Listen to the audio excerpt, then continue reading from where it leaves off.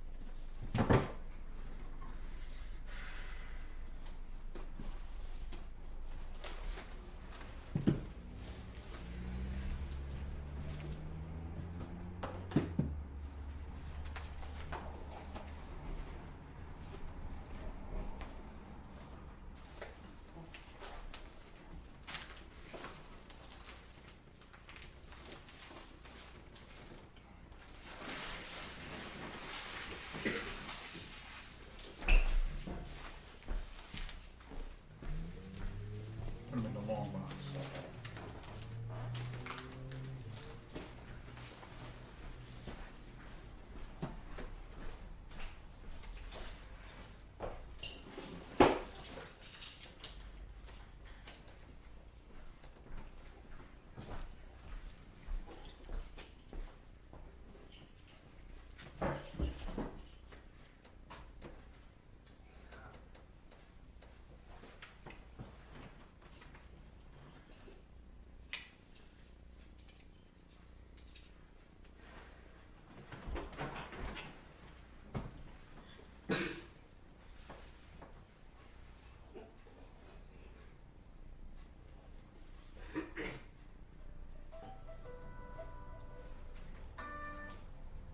Salam Israel.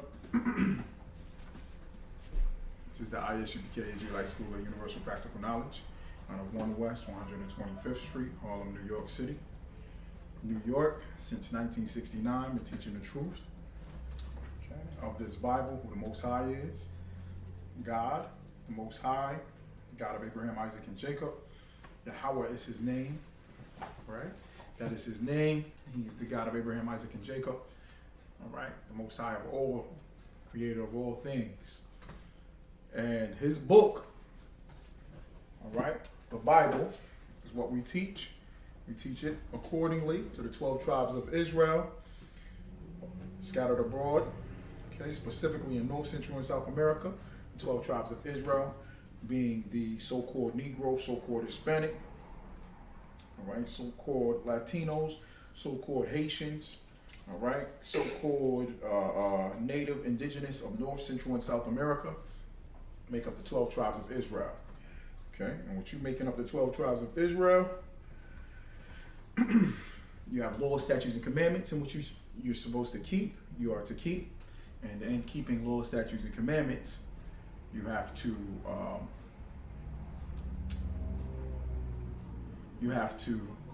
have brotherhood, okay? And that's the point and the purpose. And this is the class for tonight. All right, so go ahead. If you got any questions or comments, go ahead and pop them in. Specifically, staying on topic. Okay, staying on topic. That would be preferable, right?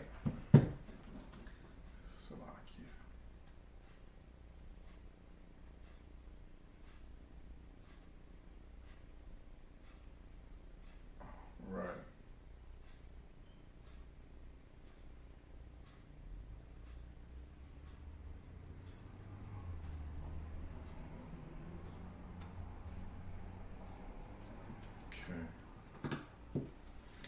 Now, like I said yesterday, I wanted to touch up on a couple of articles, newspaper articles.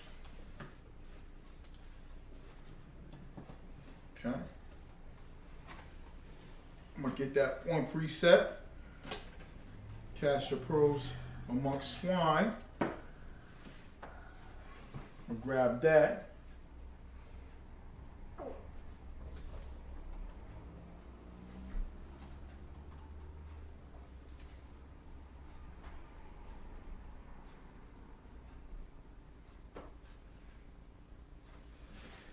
Matthew chapter 7, verse 6.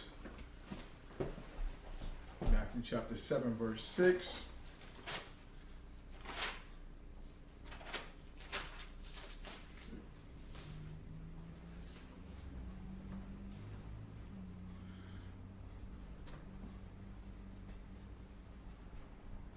I'm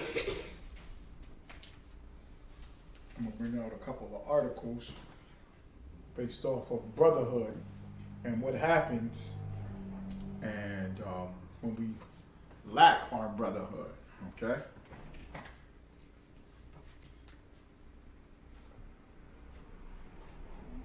Put this on.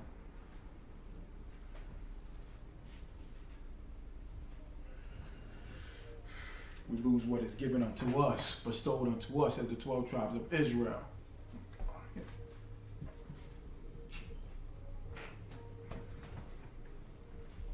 Matthew chapter 7, verse 6.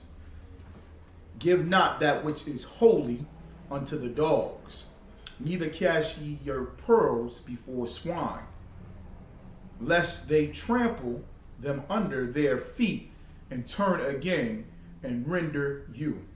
All right. This article I got here from the USA Today. Never been told.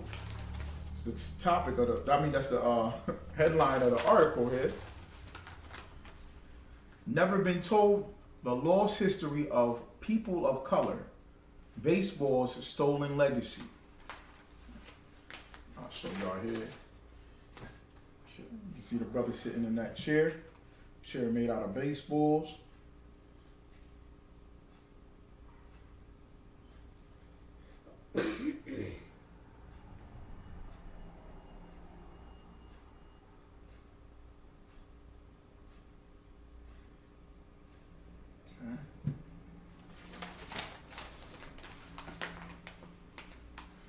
Baseball's stolen legacy, the Negro League's history was nearly erased. He keeps it alive. Okay, now it's a brother here. A chair made entirely of Louisville Slugger baseball bats makes an ideal throne for Bob Kendrick, president of the Negro League Baseball Museum in Kansas City, Missouri. I'm gonna read into it a little bit. If anybody knows anything about the Negro Leagues, it's the baseball league that we had because of segregation. At the time, right after slavery, everything was segregated. Okay. After the Civil War was over, okay, and they abolished slavery legally across the nation, everything was segregated, and we had to have our own. So we created our own businesses, our own schools, okay, our own establishments. Our families were stronger and better then because we only dealt with each other. Okay. And it was positive for us. They didn't think that it was going to be positive. When I say they, I'm talking about the oppressor, our enemy. Our enemy did not consider it to be, as positive as it planned out to be. So I'm gonna read a little bit here. It was a normal weekend in 1993. This is 1993, when Bob Kendrick went to work, which on this occasion meant traveling to the 3rd floor of the Lincoln Building at the corner of 18th and Vine here, the city's historic hub of jazz, black business, and baseball. He arrived at a modest one-room office, pictures featuring black faces, bats, and gloves lined the walls. Kendrick asked the only person there for the Negro League's Baseball Museum, "Son, you're standing in it." The late Don Motley, one of the museum's founding members and longtime executive director, told him. Then a 31-year-old senior copywriter for the Kansas City Star, Kendrick spotlighted local nonprofit groups that received free advertising space from the newspaper. The museum, 4 years away from opening in its current location across the street, wanted to promote its first traveling exhibition. Kendrick didn't even know the Negro League's Baseball Museum existed or that it had been founded in 1990. That's crazy. He soon met one of the men in those pictures, John Buck O'Neill. As much a Kansas City institution as Barbecue, one of the museum's founders and a star player with the Kansas City Monarchs. In the heyday of the Negro Leagues, O'Neill knew Satchel Paige and Jackie Robinson and developed a reputation as one of the greatest storytellers of our time. All right. Go over to the other part. But anyway, so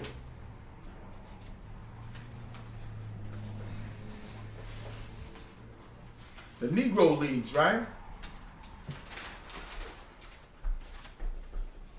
Satchel Paige,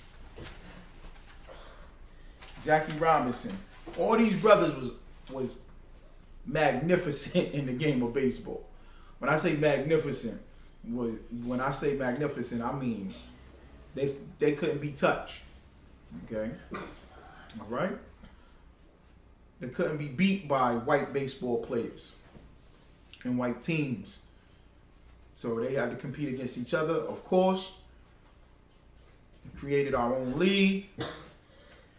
Actually, the league was started and created by the Major League Baseball leagues, right? Okay. And eventually, what happened was the Negro Leagues. Okay.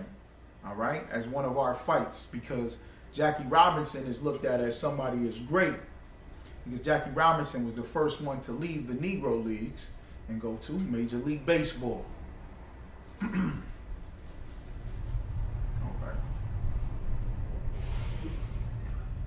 ask the question. What did that do, though, for baseball? Not just for baseball. When they said no longer will they have a Negro Leagues, what else do you think was involved with the Negro Leagues? What else was there?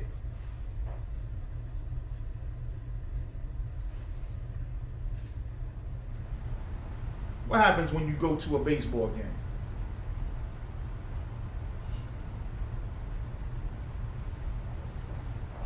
Concessions. You got concessions, right? So it's like they're going away of the Negro League, took away from black businesses, That's black correct. entrepreneurship. Yeah. Because now the teams, the vendors, of course, though, more likely were black owned, of course. I don't know why they would be a white, owner inside, trying to sell hot dogs, popcorn or whatever, soda or whatever. That's correct. Okay. Even though white people started the Negro Leagues and still had their control over the Negro Leagues, like you're saying, they weren't there. They didn't show up to these games because they were more interested in going to Major League Baseball games. Okay. So you got the concession stands with the vendors, people that sold the peanuts, people that sold the sodas, the brother was saying, the hot dogs, the hamburgers, all that connected to having a baseball league. And it wasn't just in one city, it was across America. You had a black baseball team in New York. You had a black baseball team. The team that they talking about in Kansas City, I think, was the Monarchs. And they was the best. But you had black baseball teams everywhere. Okay? All right? What else? What's something else?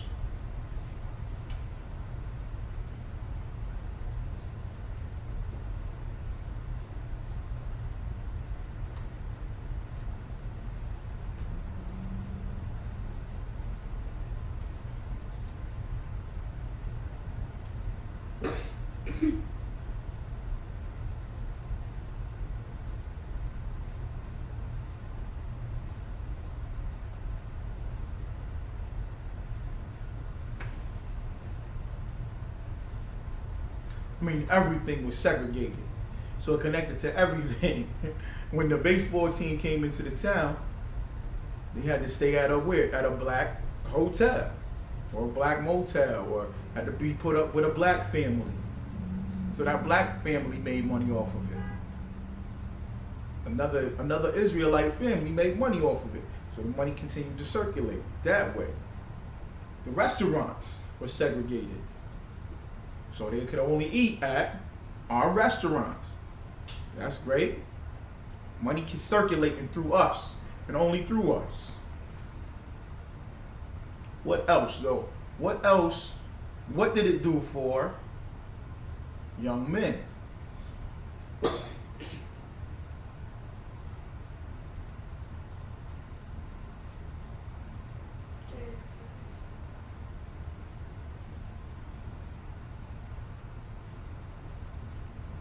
What does it do for young men? What did it do for boys?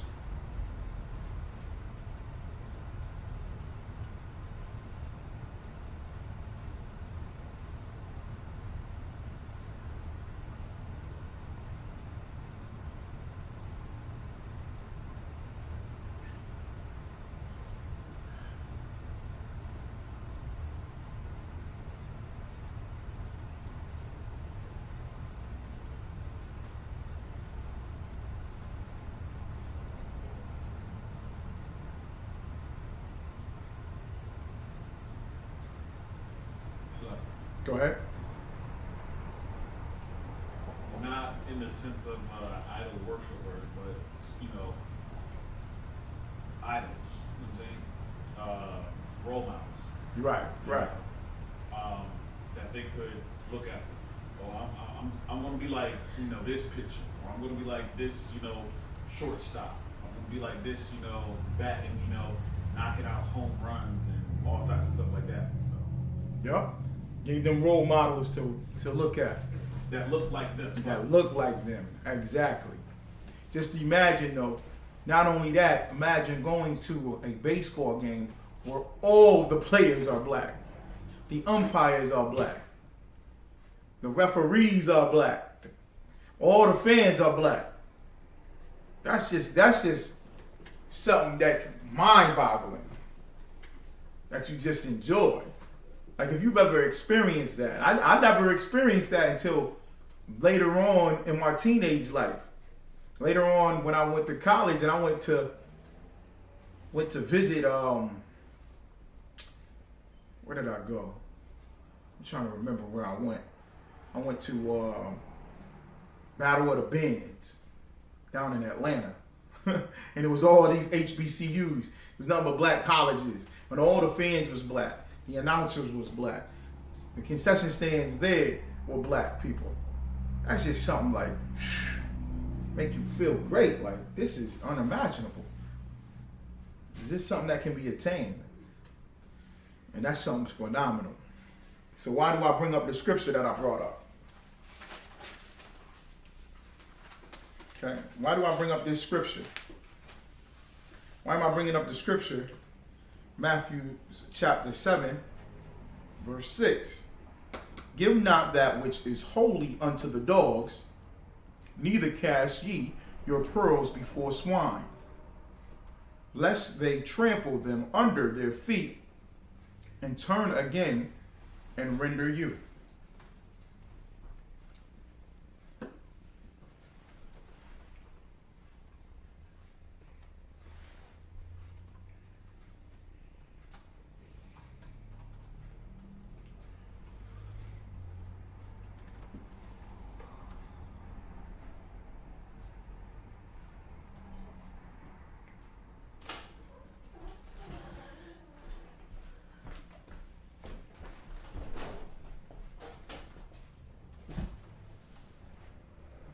Why am I bringing this up?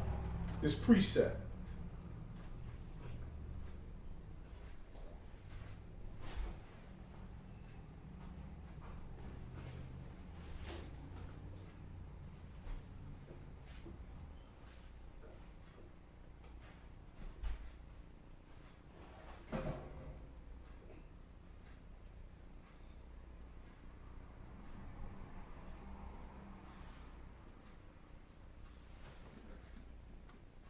Reason why I'm bringing this precept up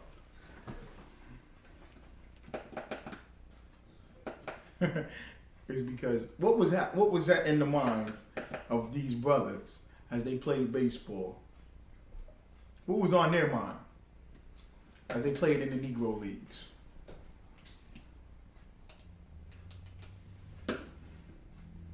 Because of Christianity, because of American philosophy and your love for America.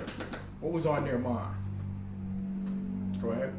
It's like, you know, better exposure, better equipment, more money, things of that nature. More money. Yep. More money from where? From white people. Right? What specifically?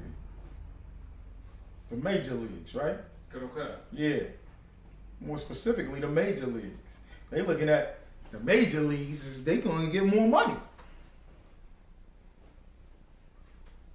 They going to get more money.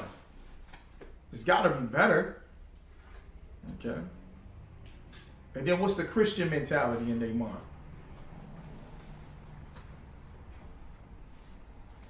That is Christian mentality.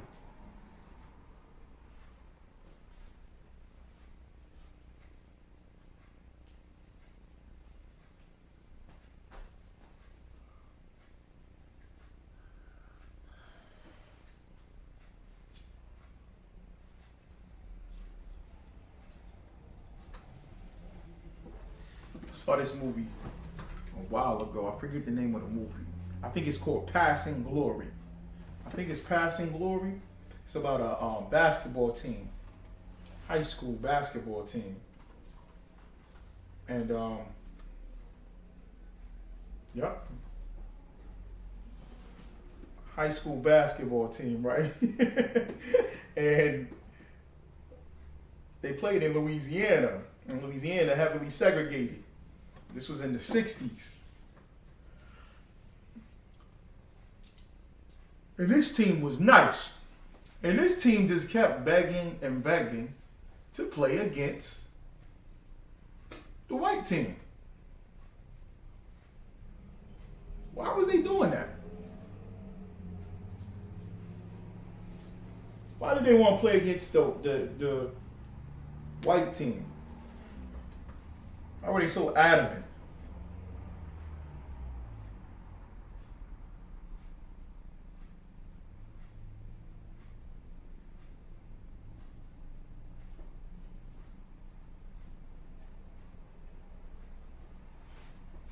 Like, Go ahead, huh? to prove what they're capable of, their abilities. For the approval, you know what I'm saying? To join with them. Right. They want their approval. It's like we just need their approval so bad. We need the white man's approval so bad. Oppressor, please, please see that we good. Please see that we great. Like, And it was like they was begging them, like, not. It got past the point of, you know, we better than you. That's why you don't want to play against us. It wasn't even to that vibe or that spirit. It was more so, just show. Let us show you what we can do, what we capable of. We can't play on the same court as you. Like, it was like that. Go ahead, it's like that's Thomas from Glory, right? Thomas, you know what I'm saying? The educated Negro that joined the army. Oh, the character in the yeah. Yeah, that's Thomas. Right. And he played the same, props. I'm just going off of, Well, actually, he was more. He had more fire in him in this movie. God, but Yeah. just even the description of the movie, you know what I'm saying? He's back into that role, or not necessarily the fire role, but the mindset of we got to go out and prove ourselves. We can fight too. Yeah. That was in Glory. Yeah. And he wasn't tough enough in that. Right. I don't know if this movie. Yeah. Well, I will. I'm just saying I gotta give it to him in this movie. He was more so like, we gotta play against them white boys. We better than. He was the only one in that spirit. God. Yeah. Right. He was the only one in the spirit of like, we ain't gotta play against y'all. Forget it. Y'all know y'all don't want to play against us because we better than y'all. That's how he was taking it. You know what I'm saying? Where everybody else was, they don't want to be on the court with us. We can't be on the court with you.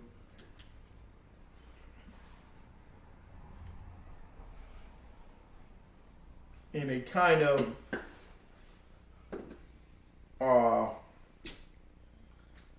what it was the main writer in the newspaper, Salakia, journalist. The main journalist in the newspaper was he was actually a brother. He was a Jake, but he could pass as an Edomite. So they kind of like blackmail him into, writing an article to pump them up to get them to play this other team. St. Augustine High School, yeah. And it's a true story. It's based off of a true story. Okay? But yeah, it's just this feel of, like, we look at Jackie Robinson as being something great. But actually, he was a traitor. Absolute traitor. Because of what he did. Did something that was ridiculous.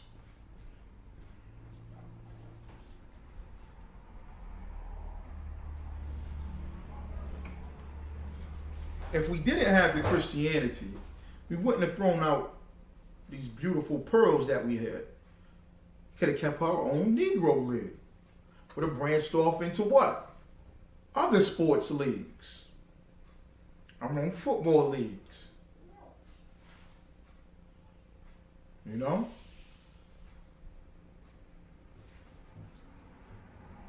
I'm on football leagues, I'm on basketball leagues. Like the brother said, that could have boosted and pushed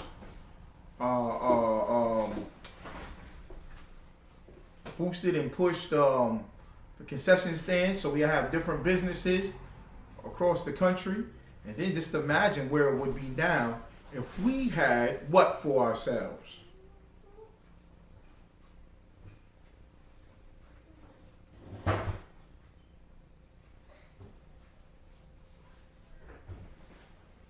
If we had what?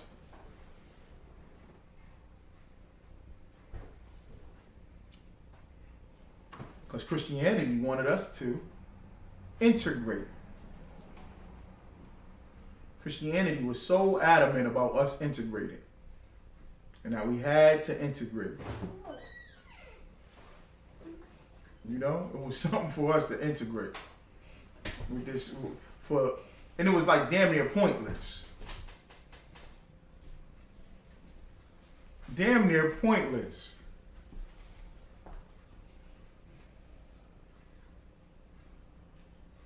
What was it?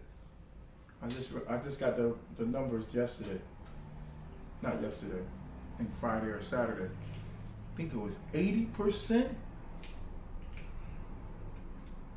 80% before 1970. The marriage rate for black people was 80%.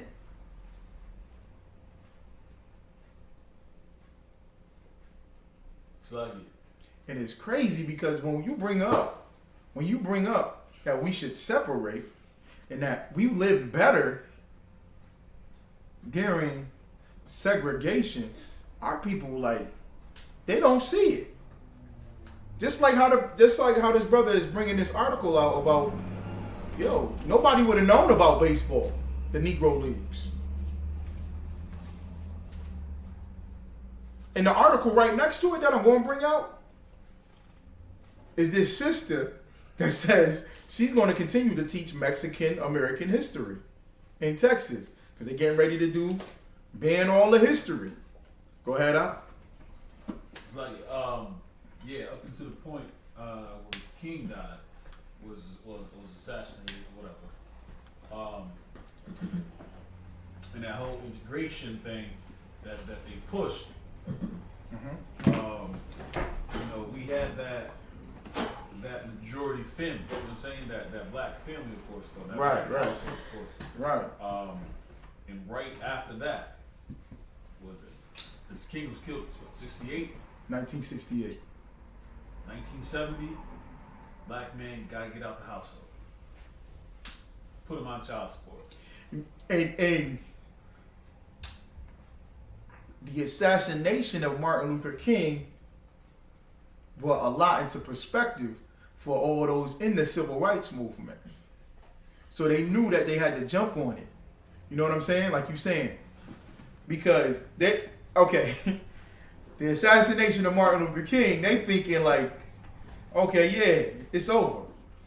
But the assassination of Martin Luther King brought us into a perspective nah, we don't need to integrate. Y'all killed Martin Luther King. Y'all just killed Martin Luther King, and with killing Martin Luther King, sit in two different spots. Zion, sit in two different spots. With y'all murdering Martin Luther King,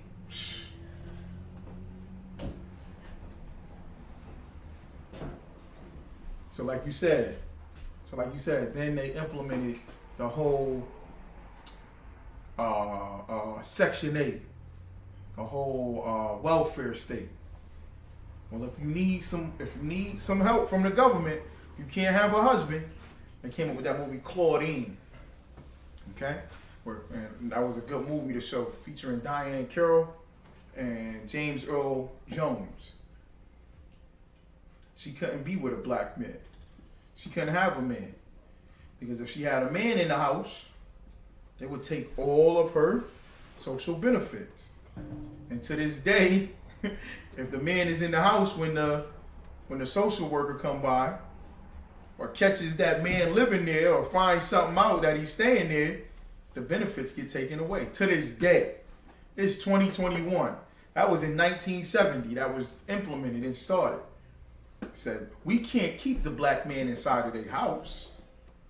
We can't do that. Because if we keep the black man inside of their house, and they got this idea of segregating and feeling as if they're better than us. But this is but in the making after slavery, because of the segregation, we had it and we gave it up. Go ahead. Don't do that. So like the piece, so if I could, that I would definitely, you know, also state that's critical is when we had to do certain things to get those benefits, and it started with removing the name. The other thing now is for our children, the resources. Get them in school, get her in school, of course. She has a learning disability. He has a learning disability. Like, you go to certain places, oh, well, you know, we can't help him out if he doesn't have, you know, if he's just a normal child. But if he has this, we can do something for him. And that need for, you know, that help, that need for assistance. And I don't even know if I'm saying that correctly, though. It's not even that need, but that desire, you know, for help and that desire for assistance, of course, though, will allow you to, will have you saying your child has a disability when there's absolutely nothing wrong with them. And they grow into that role of, I have ADHD, I have this, I have that. And if you look at, you know, our kids today and the state that they're in, you can see, you know, how destroyed we are. It's like, yeah. Well, that goes back to it was for money. You know what I'm saying? Because the parent would get a check, an extra check. What, a Social Security check?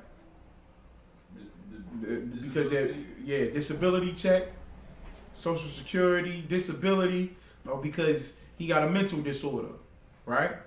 So it's easy to just go right ahead and move along with it. Okay? When a lot of times it's not a mental disorder, it's just there's lack of discipline because you already don't have a two-parent home.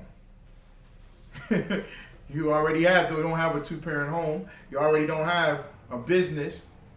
You already don't have any economical structure in your family. So therefore, you need is more and more money as you can get. Okay? So you go ahead and list the child as this, and then he just is brought up with all this medication. At the same time, with the medication, he in all these special ed classes, not getting no education. All right? So, absolutely right. But there was a solution to that. What's the solution to that? And this is important that it's in Brotherhood class because there's a solution to that.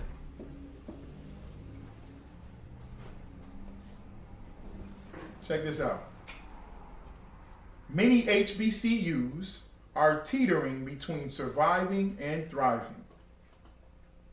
These storied schools are largely responsible for the nation's black middle class. They are also on the brink of financial ruin. HBCUs are on the brink of financial ruin. This is a 2-year-old article right here. Okay. Last month, reporting from a drab hotel conference room in Washington, I witnessed something as bizarre as it was timely.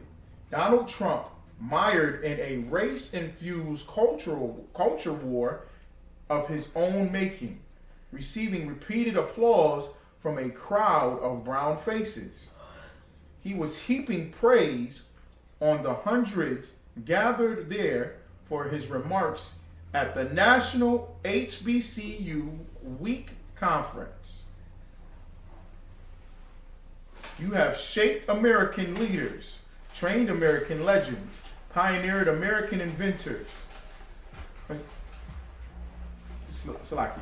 Pioneered American innovations, empowered American workers, built American communities, and you've made all of America very proud of you, he told the audience. His claim, mid-speech, that his team's support for historically black colleges and universities has been bigger and better and stronger than any previous administration, by far, was a characteristic exaggeration. But it is true that the White House has increased investment in HBCU programming by 14.3%. Damn! So what's the solution out? You were saying about the schooling, right? Mm-hmm. So the education is poor. What am I bringing this article out for?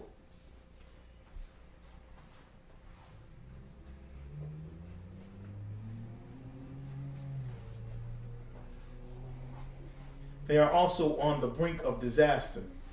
Rising college costs, the student loan crisis, and federal budget cuts have broadly hamstrung higher education, but they're killing HBCUs, where nearly 3 in 5 attendees are low income, first generation students. This article is 2019. This article is 2019. And it says first generation students? Do you know how sad and disgusting that is? Do you know how sick that is? First generation students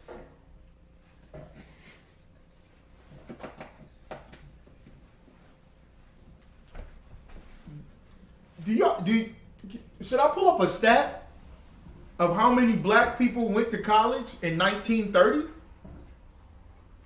1940? Is it going to be lower or higher? Especially HBCUs. Go ahead, Aki. You was about to say something? It's like it. I mean, I would definitely say that number of 1930 should be lower than it is now.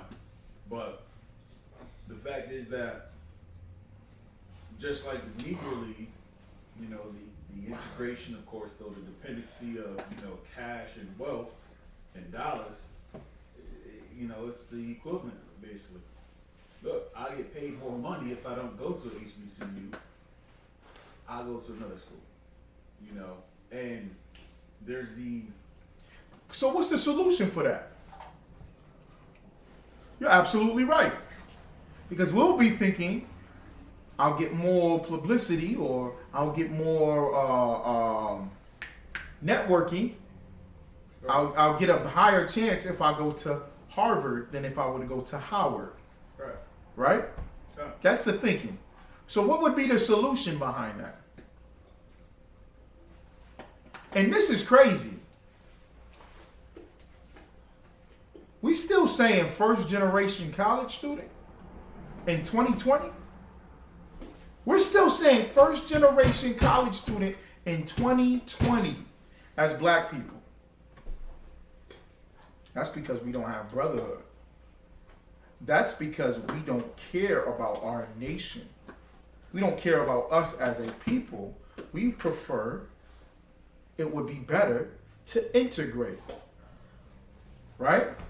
The HBCUs, they disappoint me. Because I'll talk to somebody who went to a HBCU and they are so into integration. They're more integrationalist than a brother that didn't go to school. Right? I'll talk to a brother who goes or a sister who goes to a HBCU. They're more integrated into America and the embetterment of America than a brother that lives in the streets. Go ahead, Slaggy. So they have something called legacies. things of that nature. I don't know if it's just a Greek thing or whatever, but the fact is that you have generational. Oh, my father graduated from Howard. My grandfather graduated from Howard. My great grandfather graduated from Howard, and then they get endorsements that they give money back. You know what I'm saying? To the school, and it becomes,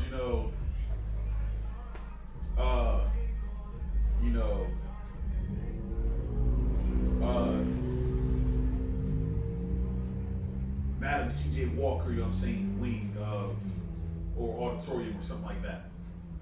So, they could, like, other colleges, university, they ask for money. They ask, for that stuff.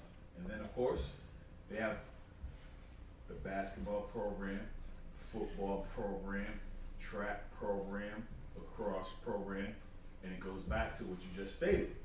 If the Negro League hadn't gone away, those sports teams, instead of going to play for the NAACP, you can go to an HBCU and play sports and go off and play into the Negro League. And it goes back, it's all connected into what we have today. And instead of us building, we're taking away, and we're seeking, to join in. Like, when you see people that lives outside of the city of Syracuse, they live in the suburbs. You mean they work in the city of Syracuse? Right, they live outside of the city of Syracuse. Right. But they work in the it's like they live in the suburbs, but they work in the city of Syracuse. Right. I know what you're trying to say. They're saying money crossing the county lines, things of that nature, it takes away, right? And that's the same thing. You get your education from Howard, and instead of giving back to Howard, you go on to higher education and don't give back. You know what I'm saying? To the community, that you stem from, that you grew up from. Right. Right. Now, do you think they're teaching that at Howard? Slacky. They're not. That was a question that I knew the answer to. They don't. They don't. At HBCUs, they're not teaching pro-black segregation, black only this. They're not teaching that at all. Because it would be hate. I talked about, right. So that's what I was saying about the Negro League initially. One of the things is Christianity in the mindset of wanting to be with other nations as if it's something greater or better is ridiculous and pointless. Has no point at all. It seeks no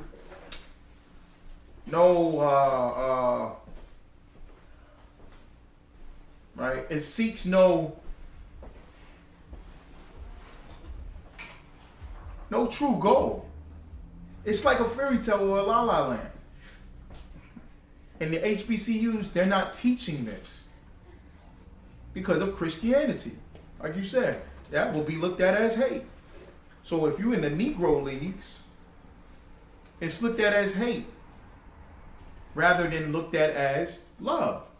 No other nation does that. They don't care. Asians don't have organizations and businesses and countries and developments and economical structures just to say, we want to let everybody else in. Nobody thinks that way except the slave, because we have that slave mentality. It was better for us. We don't even see that. We don't even see, in hindsight, look back and go, it's better that way. We continue, like, we still voting. After 60 years of voting Democrat, we're just still voting with no change. It's like, what the hell did they give us? Go ahead. It's like, even you know what I'm saying in the whole like going to a major private institution, you know, professors, you know what I'm saying, at these private institutions are like, yo, lack this, lack that, you know what I'm saying? These are struggles that we face. Like, they would talk about Howard, they would talk about the HBCUs, of course, though. Similar conversation, you know, as you're speaking right now. And it's kind of like, why are you here versus being there, right? You know, and even in, you know, dissecting that conversation, later on, when you find out that same professor goes home, you know what I'm saying, you know, to blue-eyed, you know, as you would say, you know, in the words of Malcolm X, devil. He would go back home, you know what I'm saying, to that. But then he would come out and he would talk about, look, we need to have. But let's say if you go on the stats, right? Because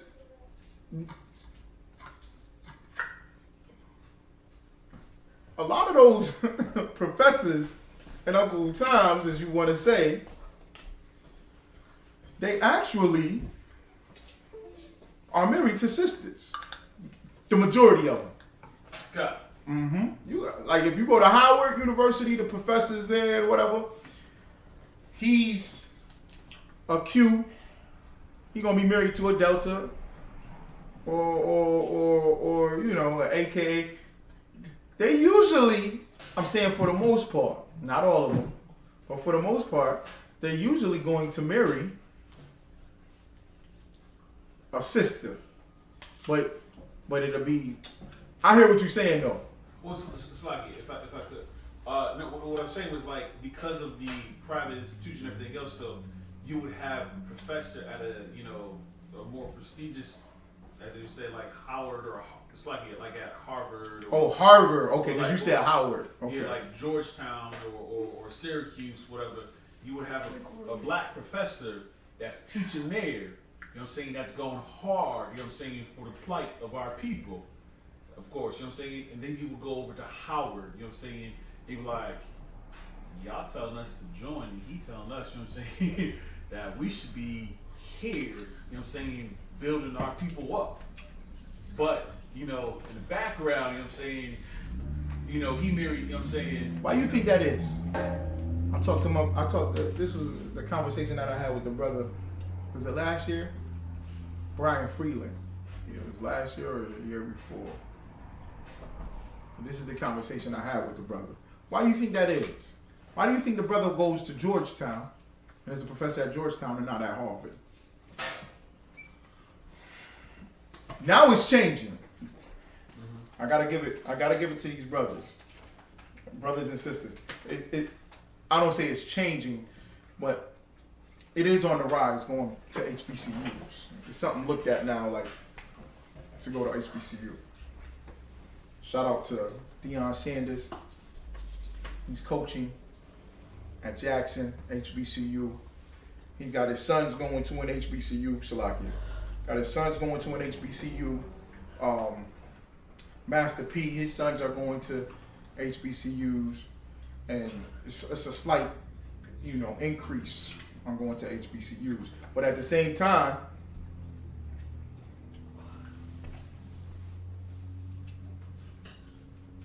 Howard University lays off workers amid student protests over housing concerns. Did you see that?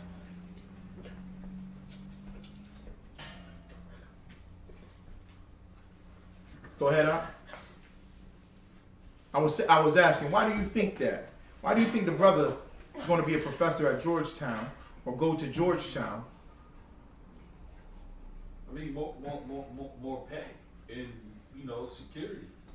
You know, when you're talking about trying to be tenured, of course, though, a lot of places are doing away with that. You know, lack of funding. You know, to continue. You know, with research as well too. Okay.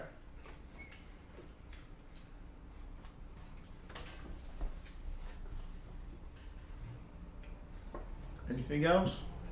You right, more pay, more exposure.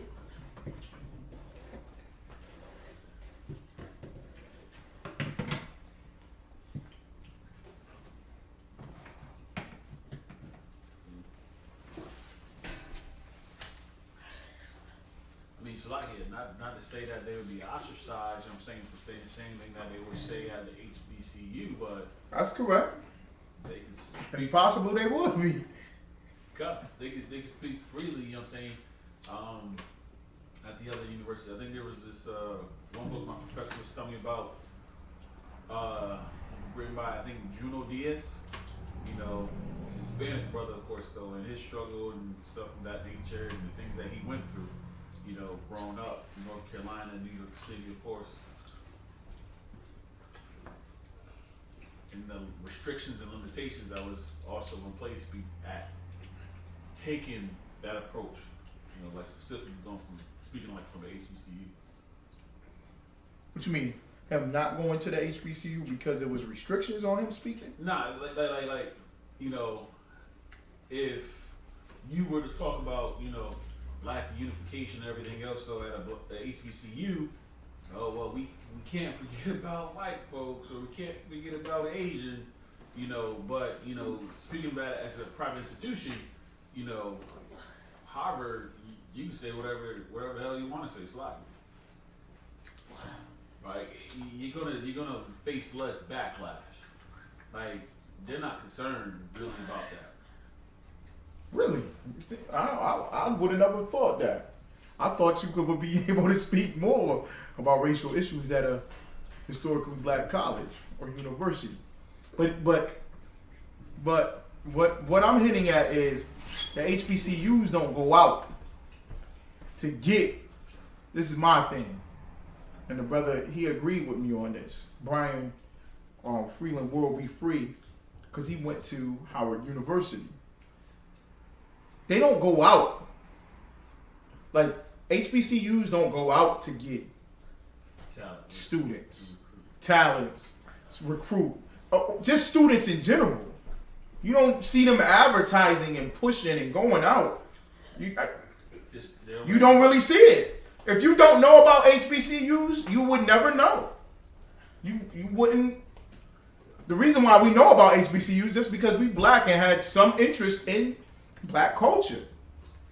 But they don't go out. They don't be out there like, they don't got no traveling recruits to go out to do, you know, let's go up here. Let's set up here. They don't. Because what happened was the HBCUs were getting fed. And this is what that one article was talking about. Donald Trump pushed it in everybody's face that he gave HBCUs all this money. He did. He gave them 14% more funding than any president ever before. He did. Gave them all this funding because HBCUs just sat on their ass and didn't work. And didn't care. They was just going to get money from Donald Trump. That's crazy. Donald Trump gave the most money to HBCUs. That's an insult to us as brothers, as having brotherhood. We don't care about black universities. And you know what's crazy? Black universities should create schools. They should create high schools and elementaries. We should go back to that. Because if we have an all-black school with all-black teachers in elementary, it's already customary for the child to have black teachers, be learning black culture. I'm talking about full-out black culture, black teachers. Everything is involved with you and your people. So by the time you go looking for college, you're going to go to a HBCU because it fits best for you. It's so sad because we don't have that brotherhood. A lack of brotherhood destroyed our nation because we gotta be integrated with them. Like you said, oh, I'll make more money if I go here. Eventually you won't. Eventually we'll be on an equal playing field. It's like we can't fathom having things that are only for us. We can't think of that because of Christianity just automatically makes you feel as if you got to integrate. Why are there white students at HBCUs? That's ridiculous. Howard University, the head of their advertising, Howard University, is an Asian woman.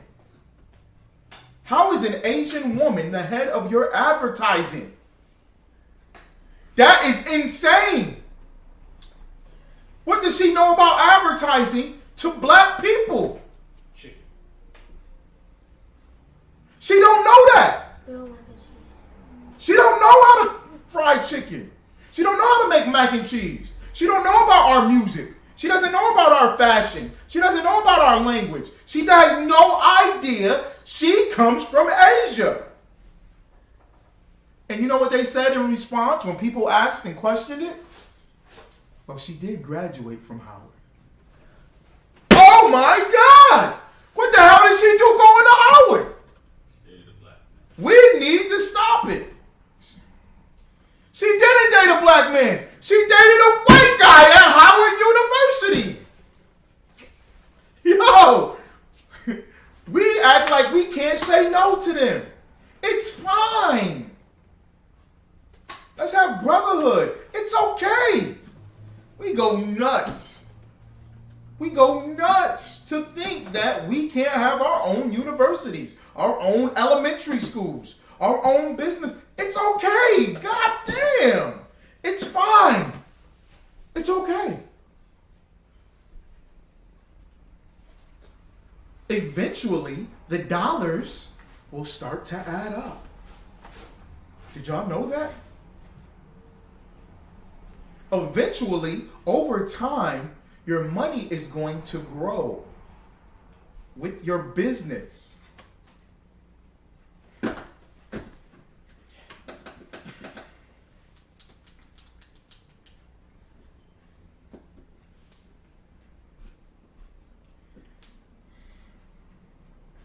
If a HBCU, and we stopped building HBCUs, we just stopped. We should have more. We should have just continued. Why stop? Why stop? We don't have any in New York. We should have 2 or 3 HBCUs in New York State. We should have them in each state. We should have them everywhere. Why not? Why stop?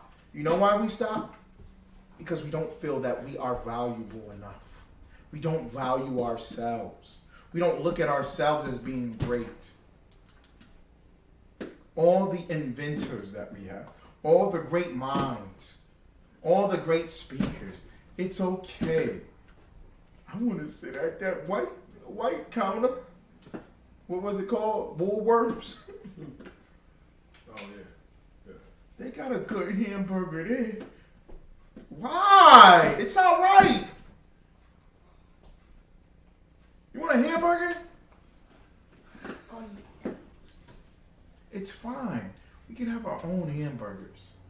It's fine, Martin Luther King. We'll have our own hamburgers. It's good. It's all right.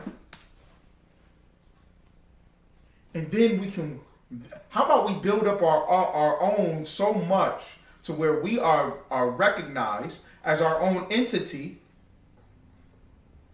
and then we can talk if we want to bring them in for this or bring that nation in for that.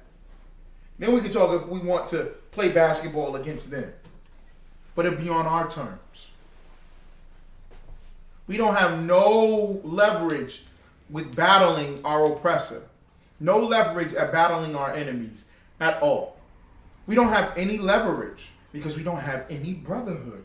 We don't care about our own people. It's ridiculous. We're the only nation of people, group of people that care what the other nations think. And don't tell me that we don't. Don't sit there and go, no, that ain't true.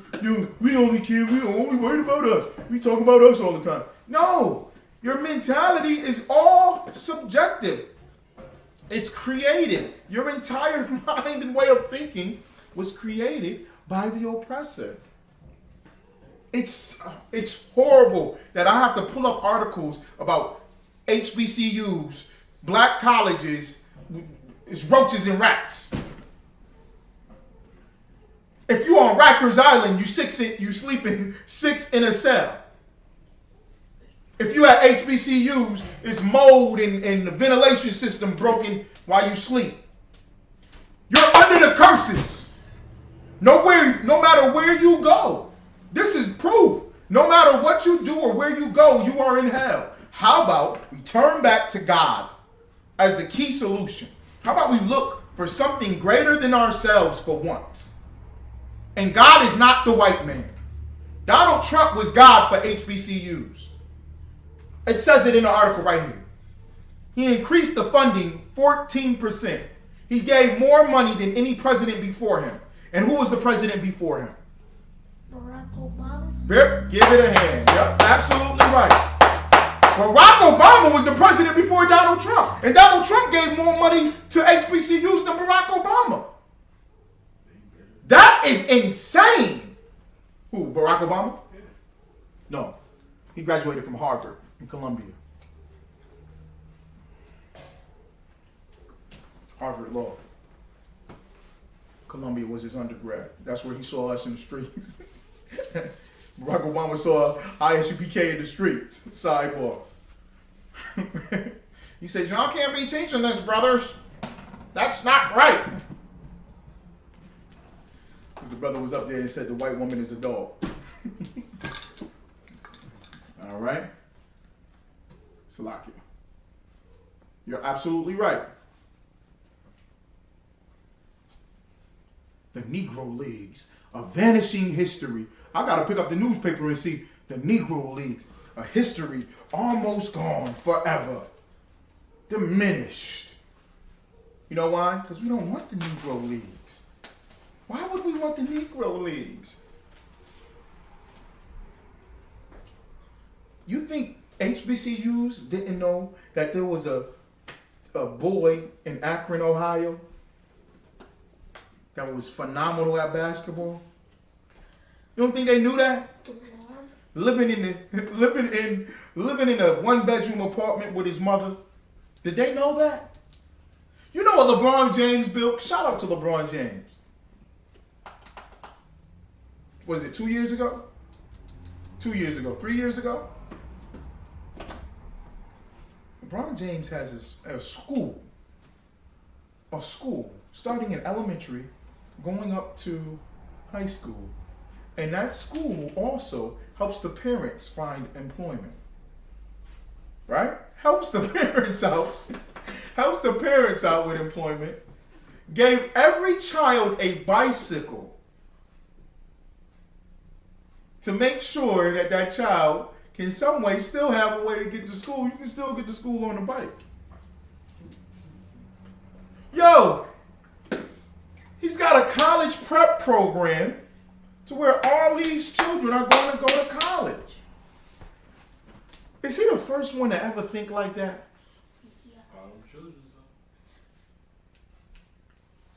He's not the first one to think like that. Yeah. LeBron James isn't the first one to think like that. Shout out to LeBron James.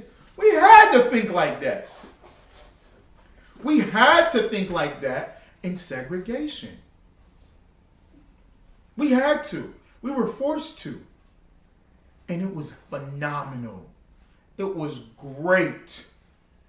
It was great going to an all-black elementary school where your parents knew all the teachers and everybody cared about each other. That was phenomenal and wonderful. We should go back to that.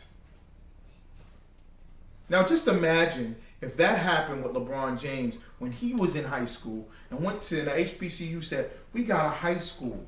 We got elementary school set up. We got so many black businesses now, like you said. Now we got our own Negro Leagues to where if we stayed segregated, oh my goodness. If we stayed segregated. If we stayed segregated, man. If we stayed segregated, Yahweh Shai would have returned. Jesus Christ would have returned. Jesus Christ would have returned if we stayed segregated. I'm telling you that. Now, I'm not saying, I'm not forcing the hand of the Most High, Salakia, but I'm just saying we would have had love and brotherhood for ourselves so much to where the 144,000 easily waking up. We would have easily woken up if we always around each other. If we always stuck working with each other and dealing with each other the way that we're supposed to.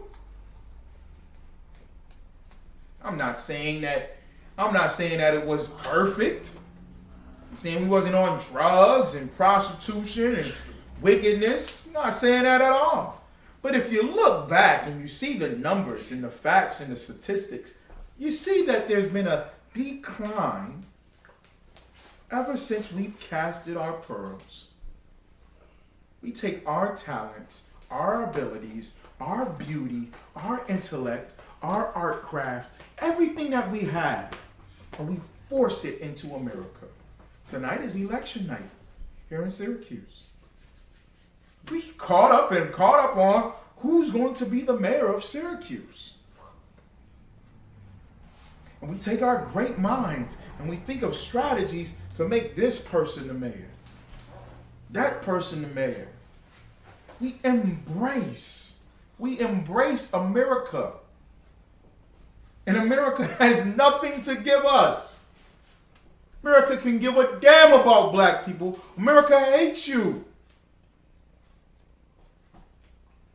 Go ahead, Al. It's like, I don't know if you recall, but back in, I think it was 2002, the Hip Hop Summit here in Syracuse, Julius Edwards, he put that whole event on, of course, though, which was his, if I could speak for the brother, you know what I'm saying, his intent was to engage, you know, our at-risk youth, right?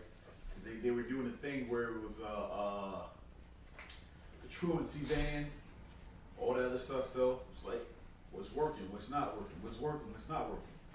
So he put this whole event on, you know what I'm saying, got all the students, you know what I'm saying, put them on a bus, brought them, I think, to the Carrier Dome, had a hip-hop summit, of course, though, to talk about, you know, how we can engage the children to be more focused on education. And then the brother was doing stuff over at Dunbar. You know what I'm saying? Right over here, you know what I'm saying, off of South State Street. And the programs that they had put together, of course, though, and it became, they were doing direct connections with Syracuse University again. And every time something's put on, it gets diverted or taken away, you know what I'm saying, the focus from, hey, Dunbar Education, you know, Dunbar Center, of course, though. Now they're struggling for funding. The Hip Hop Summit, you know what I'm saying, that was squashed like right after that. Because we're teaching, you know, to be gangs, violence, all that other stuff, instead of we're drawing in, you know, more students, you know, to be focused on education and to go from there. And we get caught up with, oh, Syracuse University, the dome, the lights.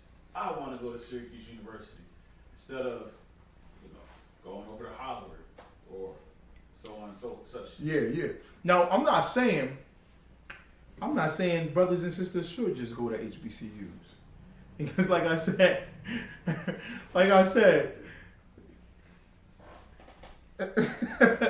HBCUs, they're integrationalists. They helping you be more integrated in America. Like you were saying about a professor. You can find a professor at a predominantly white institution who's more focused on the plight of black people than the HBCU professor. And it's sad, man. It's grotesque. But it all goes back to us not turning back to the Most High God. Like,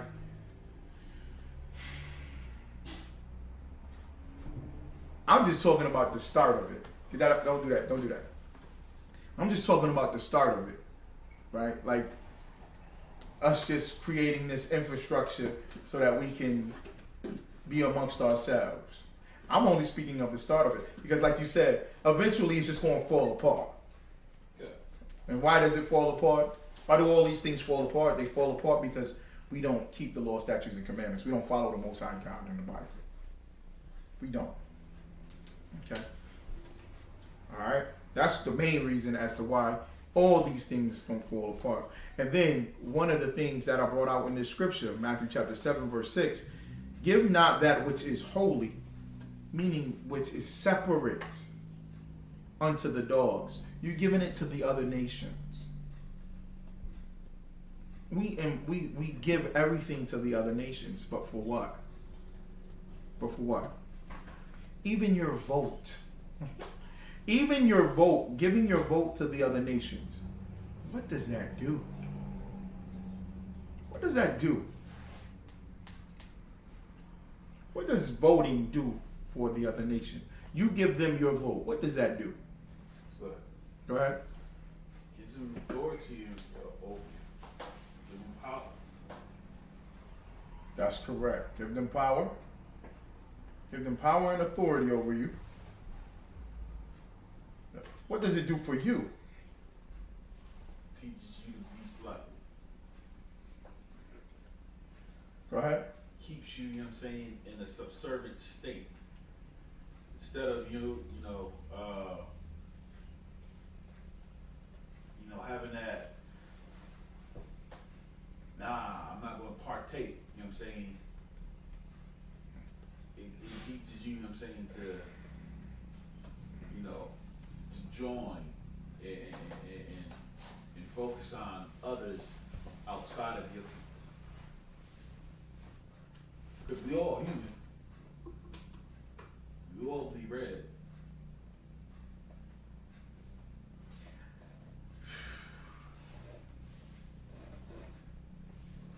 Okay, the scriptures say God is not a spirit of confusion, right? Okay. So what is the spirit of confusion? Because what you said is halfway true in the mind of black people when you said we are human, we all bleed red. Right. Because at the same time they say that, they still have this mentality of like I always bring it out. When you watch Family Feud on TV, Right. if it's a black family versus a white family, which family do you root for?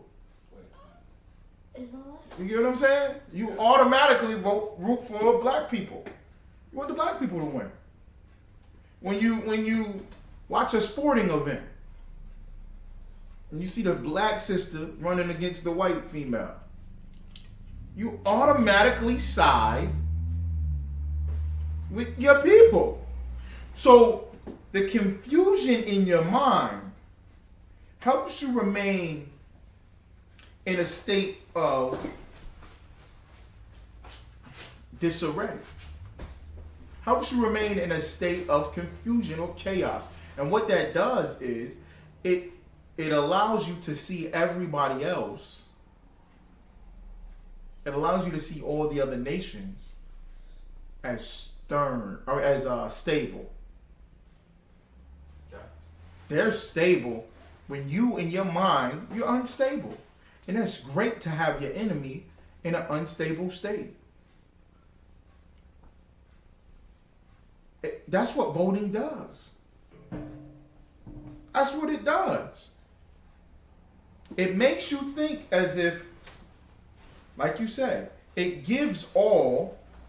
It has you give your all, your hope, your work, because you ain't going to do no work if you voted for somebody. You just feel they're going to do the work. It keeps your mindset on them. Black people love Barack Obama, but knew none of his policies. They didn't care about his policies. They didn't know about his policies and what he was going to do. Listen to this. Listen to this right here in the article. And private historically black colleges saw a 42% decline in federal funding between 2003 and 2015. 8 of those years were under President Barack Obama. Wow. Wow. 42% decline in federal funding. You don't care because your mind is chaotic. There is no stability in your mind. You waver everywhere. You're easily persuaded. Black people are so easily persuaded. Black people have the mind of a child. Drake has a song, me and you was talking about it. I'm so sexy for my shirt. Right? That is a homosexual song. A homosexual group made that song in 1990. He samples Right Side Fred, a gay group, and he makes it a rap song. Black people will love it, not knowing, not caring that it is a gay song. Because we have no morals. We have no standards.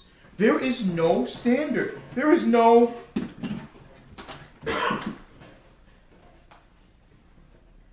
You see how I can fit that on there? There has to be a balance.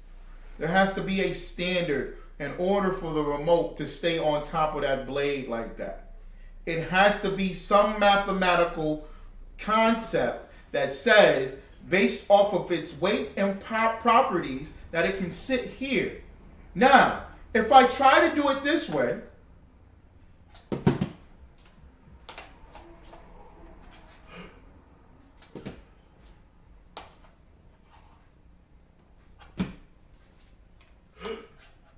I'm going to sit here all night. Because it won't go. Because the standard is this. But this is our mind. And anything can fall any way. We don't have a standard. We don't have a brotherhood.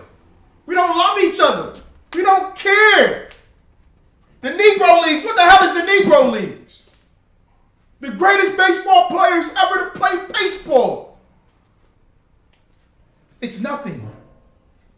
Jackie Robinson went to the Brooklyn Dodgers. Yay! We get to play baseball with white folks. They used to not accept us in the military, Darwin. They used to not accept black people in the military. But we want to fight, just like we was talking about Glory. We want to fight too. I want a chance to fight. Just imagine if they would have kept that law. Said no coloreds in the military. No blacks and Latinos in the military. Woo-wee. Oh my goodness. Do you know where all of our pearls would have been? You know where all our pearls would have been? What's the pearls according to the Bible that I'm talking about? Money. Do not give not that which is holy unto the dogs. What is holy? What is holy here in the scripture? This is brotherhood right here. This is the brotherhood.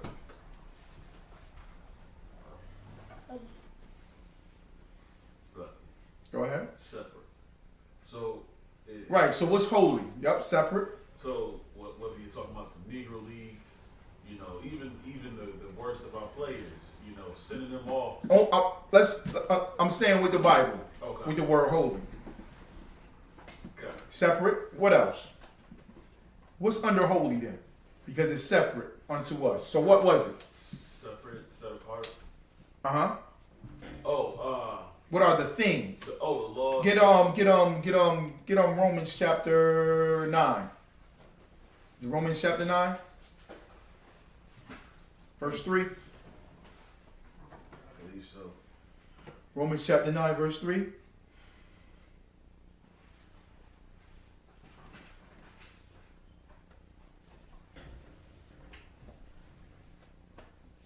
Verse 4. I mean, we can start at 3. Yeah, that's what I want. 9, verse 3. Yep. For I could wish that myself were accursed from Christ for my brethren. That's why I wanted to start at 3. Brethren, brotherhood, for your brothers, for your people. Go ahead. My kinsmen. My kinsmen. According to the flesh. According to the what? Flesh. According to the what? Flesh. According to the what? Flesh. According to the flesh. So kinsmen. Kinsmen. An oh man, I'm trying to say it correctly. Anthropological or formal use. A man who is one of a person's blood relations. That's kinsman. Of your blood relations. Of your blood relations. We come from the same forefather. Come from the same forefather. We used to use that term as a term of endearment. Blood. Say, what's going on, young blood? What's going on, blood? Before the Edomites, the oppressor, twisted it and made it feel as if it was part of a gang, and we fell for that stupidity. But the term blood used to be a term of endearment back in the 60s and the 70s. And then in the 60s and 70s, when the brothers would come home from Vietnam, because they was in Vietnam fighting with each other. They was in Vietnam fighting against the oppressor as well as the Viet Cong, the Moabites and the Japhites over there. We was fighting against them, and we was together, and we built a brotherhood over there. So we would call each other blood as a term of endearment. Of the flesh. Keep going. Who are Israelites. Who are what? Israelites. Who are what? Israelites. Who are what? Israelites. Israelites. Israelites. That's brotherhood. Your people. Prefer your people for once. Just, it's okay. It's not a big deal. You're making it out to be a big deal. And you're lying to yourself anyway. Because you don't eat nobody else's food. You don't wear nobody else's clothes. You don't listen to anybody else's music. You listen to your own people's. You eat your own people's. You wear your own people's clothes. Come on now. Stop fronting. Stop lying to yourself.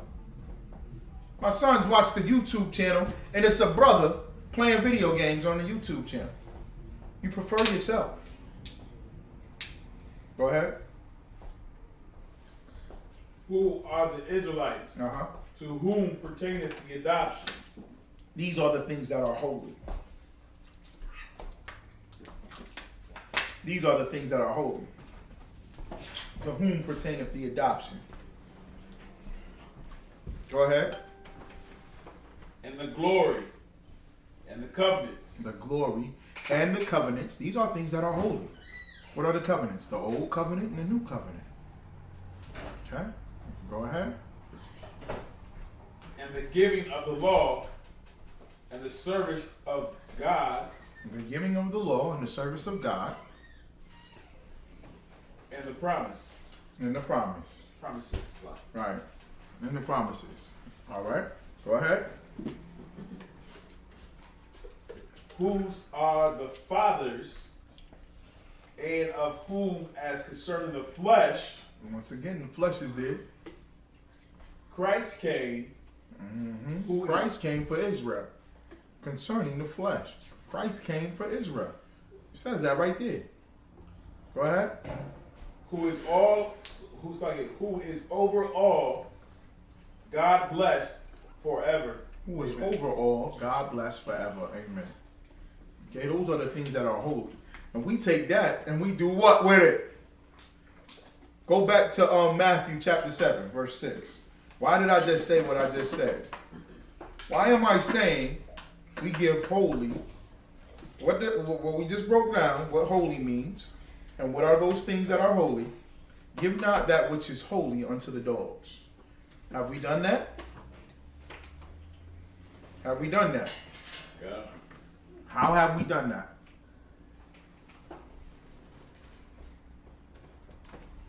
Sloppy. Go right ahead.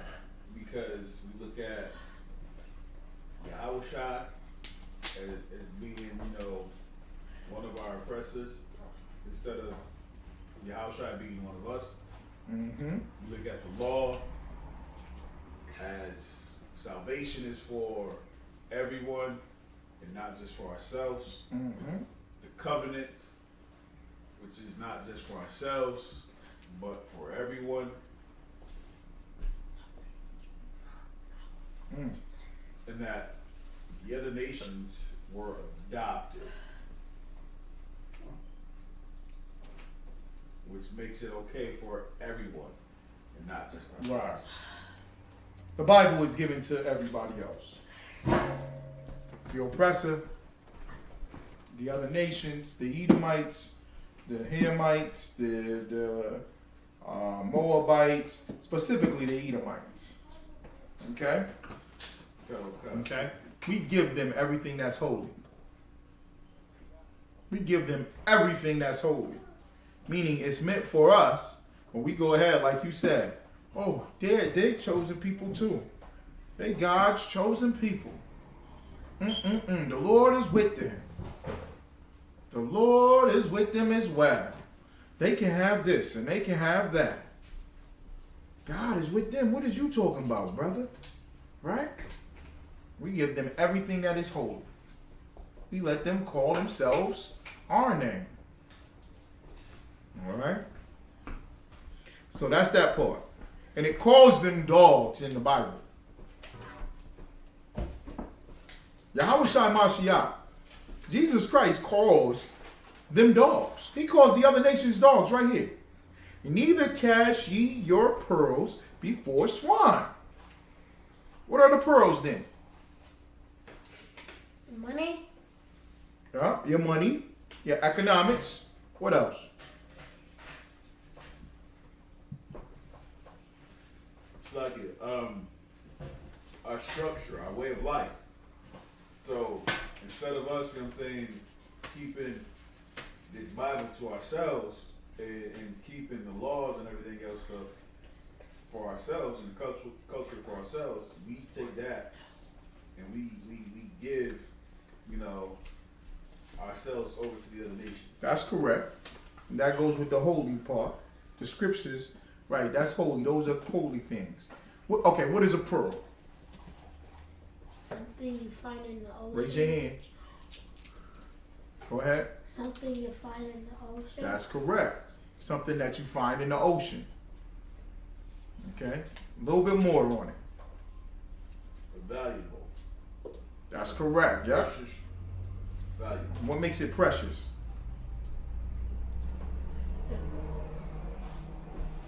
It costs a lot of money. Right. But why does it cost a lot of money? Why does a pearl cost a lot of money? I can go to the Dollar Tree and I can get a glass for $1. I can buy me an actual glass for $1. I can't buy a pearl for $1. What makes it valuable? What makes it precious?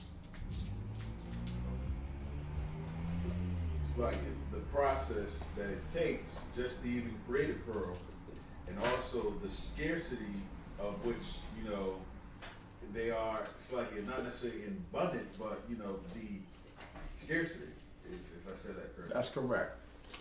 That's correct. The process of obtaining a pearl. You have to go through the sea to get a pearl. You got to go down into the sea. Right? And the scarcity of it. You don't just you can't just go swimming anywhere and just find a pearl. You got to go to certain parts of certain oceans and seas to get a pearl. And it's not everywhere. You got to stay at the bottom of the ocean looking for this pearl. Very hard to come across. Now that you come across this where it's at, now you got to go through all this. Where the pearl's at? I don't want to say no cartoon.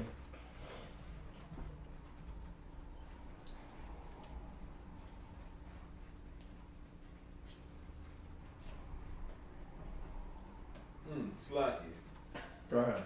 So something that you said earlier, of course, you had mentioned about when there's a boxing match or you know, the athletes running against each other, competing against each other, of course. You rooting for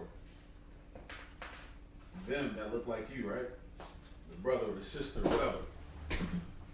And part of that comes from the fact is that it allows you to envision and see yourself in that same role or that same position. And you're not going to see yourself, you know what I'm saying, as just being a failure. You're going to see yourself as succeeding. So you're rooting for yourself, essentially. The other piece is, you know, your pearls, of course. So there's so few of us, right? There's so few of us to do this work. Why should we give? You know, we don't have enough to give away. We don't have, you know what I'm saying, a brother or sister that we can give to the other nations. Right. Because we're so few, so scarce. Very correct. That's right. Absolutely right. You right, sis. And in the clamshell. That's correct. Go ahead. Is that what's it called? A clam? No, A pearl? A pearl big.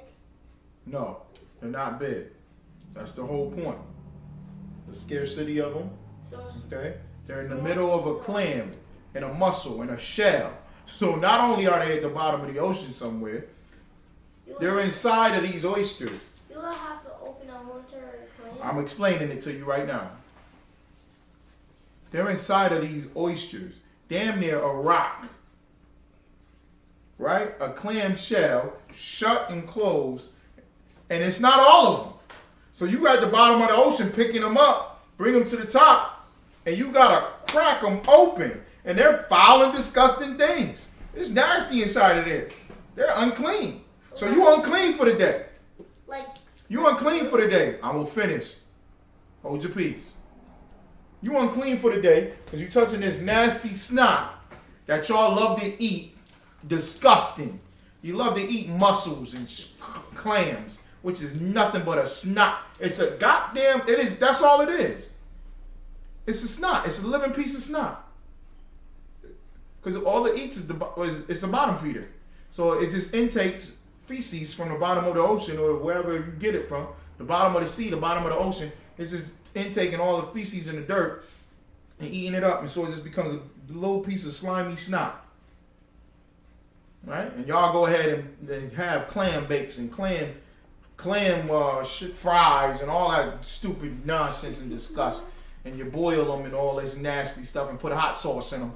And you suck the snot out of a rock. How disgusting and nasty. Because you've seen some Edomites do it, so you love it. But anyway, so you're touching all this nasty stuff just to get to a pearl. And you finally get to a pearl. So like you brothers is bringing up, it's about the value. It's about the scarcity of it. It's something difficult to obtain. You, like you said, you're difficult to obtain. Right? The things that we come up with should be difficult to obtain. Our inventions, we should have kept for ourselves. The refrigerator, to ourselves. The air conditioner, to ourselves. The light bulb, to ourselves. The gas mask, to ourselves. Ice cream, to ourselves. Preservatives, to ourselves. Vaccines, to ourselves. Just imagine if we had the patent for vaccines as a nation of people. The other nations would flock to us. They would be begging us for medicine.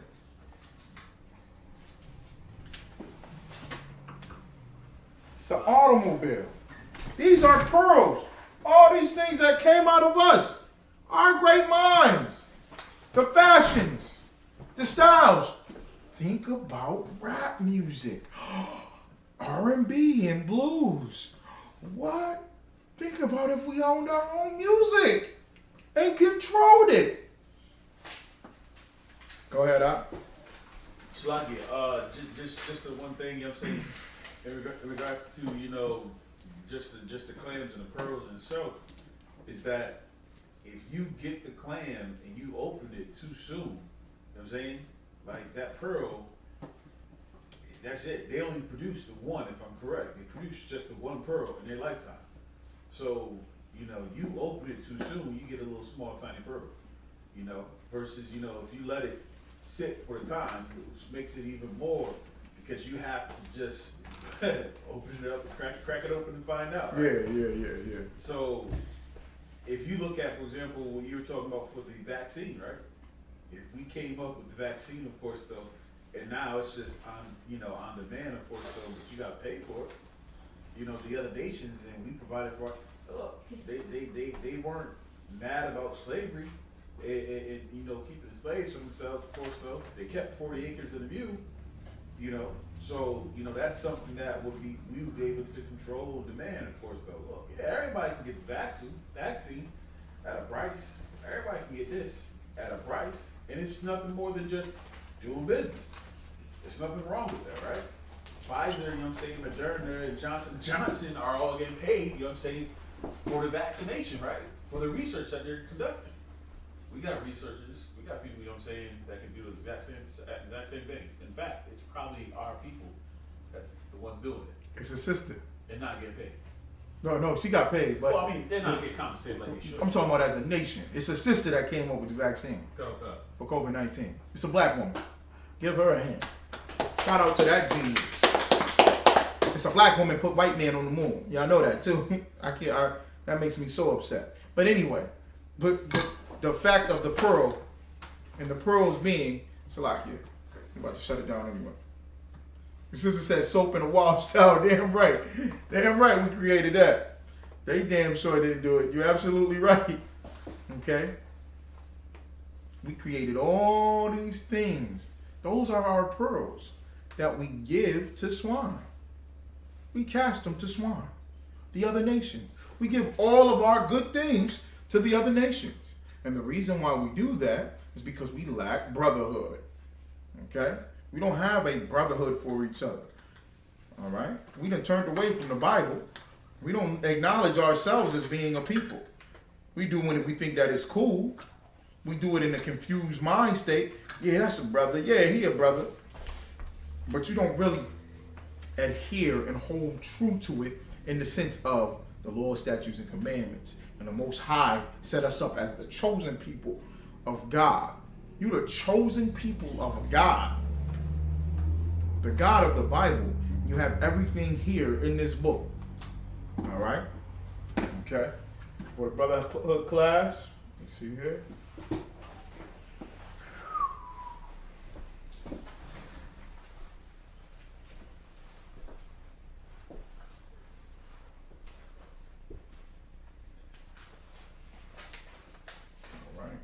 Go ahead and pass the class over to Priest and Officer Thal Ball.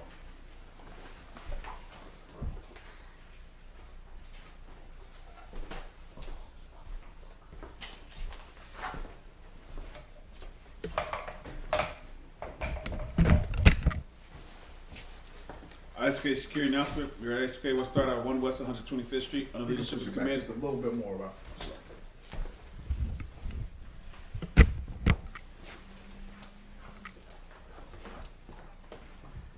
Isupk security announcement. We're at Isupk start at 1 West 125th Street, Harlem, New York, under the leadership of Commander Junior Hanna. We're for new brother and sister. With a new brother and sister coming to the school. They're off limits for 6 months. They're to be saluted only. They're here to share themselves to the world. They need transportation, teacher arrangement. After 6 months, if a brother or sister has an interest in a particular person, he or she must get permission from the head to speak to a brother or sister. There's another 6 months in which the brother or sister will call each other. After this 6 months period, the brother or sister will get permission from the head to marry. Tithes, which is commandment, Numbers chapter 18, verse 21, Malachi chapter 3, verse 8 through 10, means tenth in the Hebrew, ma'ashara. 10% of every penny of any increase the Lord gives to you, gives to the treasury department or teacher. Priest fund, free will for priest, not mandatory, whatsoever amount you would like. Upcoming holy convocation, the 10th, there's going to be the Vegas cookout, of course. Make sure you know, you gotta make arrangements for that. Is it the 10th? Let me just double check. Cut on. It might be the 11th through the 14th. Cut on. Yeah, the 11th through the 14th. 11th through 14th, Salaki.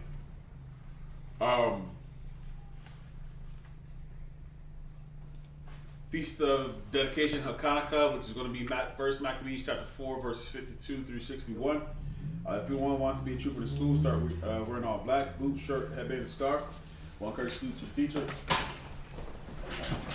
Now to Israel, Amajim, Shabbat, Amajim, Barak,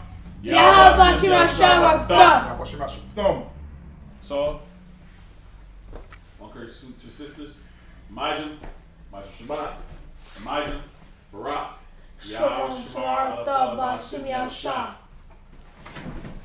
Yazmatah,